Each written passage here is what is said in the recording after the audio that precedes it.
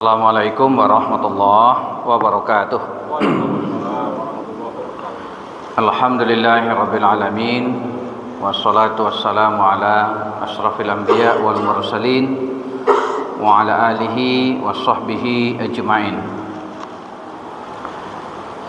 Kaum muslimin rahimakumullah, pada pertemuan yang lalu kita sudah membicarakan tentang keutamaan memberikan hutang kepada saudara kita.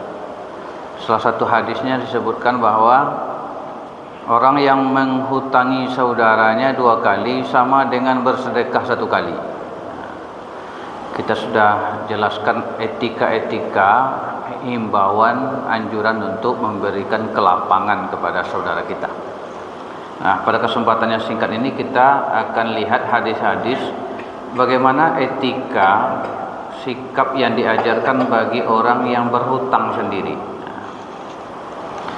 Pertama, dalam hadis disebutkan oleh Nabi, barang siapa yang meninggal dunia dalam keadaan berlepas diri dari 3 hal, maka ia akan masuk surga. Apa yang harus dihindari itu? Pertama, sombong. Yang kedua, gulul atau khianat. Yang ketiga, hutang. Jadi hutang itu bisa menghalangi kita atau menghambat kita, memperlambat kita masuk surga. Maka bagi orang kita yang berhutang, segera bayar hutang. Dalam hadis lain disebutkan tergesa-gesa itu dari setan. Tidak boleh tergesa-gesa, kecuali diantaranya bayar utang. Jadi kalau sudah ada uangnya, jangan ditunda. Nanti akan ada kebutuhan pula, nggak jadi bayar hutang. Segera antarkan bayar hutang. Itu ya. Berikutnya hadis Nabi mengatakan, jiwa seorang mukmin tergantung karena hutangnya sampai dia melunasinya. Jadi jiwa tergantung itu maksudnya belum selesai urusannya dengan manusia. Jadi belum sampai menghadap Allah. Selesaikan dulu dengan makhluk. Maka jangan anggap enteng utang, segera bayar. Kalau masih ada orangnya, alhamdulillah, antarkan atau minta izin.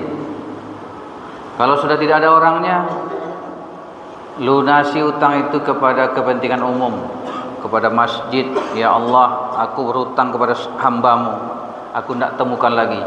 Ini aku berikan ke rumah-Mu, kepentingan umum. Berikan pahalanya ya Allah kepada orang tempat saya berhutang. Berikutnya sabda Nabi, barang siapa yang mati dan memiliki hutang 1 dinar atau 1 dirham, maka akan dilunasi nanti di akhirat dengan amal kebaikannya, karena di sana tidak diterima lagi dinar dan dirham.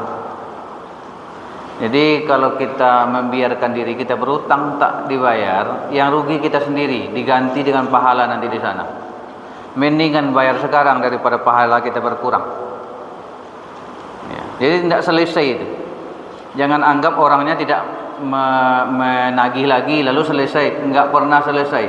Sekecil apapun masalah kita akan diadili, apalagi utang.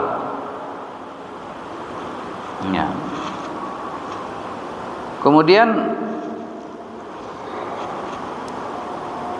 dalam hadis dikatakan seorang yang meninggal jihad fisabilillah itu terhalang masuk surga gara-gara punya utang. Sudah meninggal syahid di Gaza umpamanya, tapi berutang, belum bisa masuk surga. Nah, kenapa? Karena urusan dengan manusia ini susah. Kalau dengan Allah itu Maha Pengampun, manusia ini banyak yang tidak mau memaafkan, apalagi utang. Nah, makanya kalau berhutang itu ukur diri untuk dibayar. Jangan sampai pernah berniat berutang tapi tidak mau membayar. Sudah direncanakan dari awal. Nah, jangan sampai begitu. Nabi mengatakan barang siapa yang mengambil harta orang dengan maksud mengembalikannya, berutang dengan maksud mengembalikan, Allah akan menolong dia untuk membayarnya. Tapi barang siapa yang mengambil harta orang dengan niat dari awal tidak mengembalikannya, maka Allah akan merusaknya. Jadi Allah akan merusak hidupnya. Itu hadis sahih. Siapa saja yang berhutang dengan suatu hutang dengan niat tidak akan mengembalikannya, maka ia akan bertemu dengan Allah sebagai pencuri. Sudah niat mencuri itu. Maka diperintah untuk membayar utang. Bahkan disuruh membayar itu lebih baik daripada yang kita terima. Jadi Nabi itu pernah berhutang onta, lalu orangnya nagih. Disuruh oleh Nabi sahabat cari onta yang seukuran dengan yang kita pinjam. Ternyata yang ada yang lebih besar. Bayarkan itu, kata Nabi. Kata Nabi, sebaik-baik kamu adalah yang terbaik dalam membayar utang. Tapi ingat, tidak boleh dijanjikan dari awal. Kalau dijanjikan dari awal kelebihannya itu riba. Itu yang riba itu. Masuk neraka pula kita gagarannya. Tidak boleh. Tapi kalau niat baik setelah itu waktu membayar kita lebihkan, tidak apa-apa. Itu bukan riba. Tapi kalau dijanjikan dari awal seperti rentenir, ya, berutang di bank dengan bayar lebih bunganya, bunga itu riba.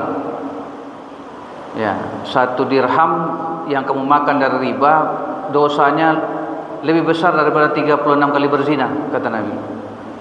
Riba itu 70 macam dosanya. Yang paling ringan sama dengan berzina dengan ibu kandung sendiri. Jangan coba-coba berutang dengan riba itu. Itu ya. Kemudian Nabi bersabda, orang kaya yang menunda-nunda membayar utang adalah orang zalim. Ya sudah ada duitnya di lapangan Allah, tidak bayar utang. Itu orang zalim, tidak akan bahagia, tidak akan lapang hidupnya. Karena itu mari kita telaten membayar utang. Jangan sampai masalahnya sampai kita bawa ke akhirat. Banyak maaf, terima kasih. Wabillahi taufiq wal hidayah.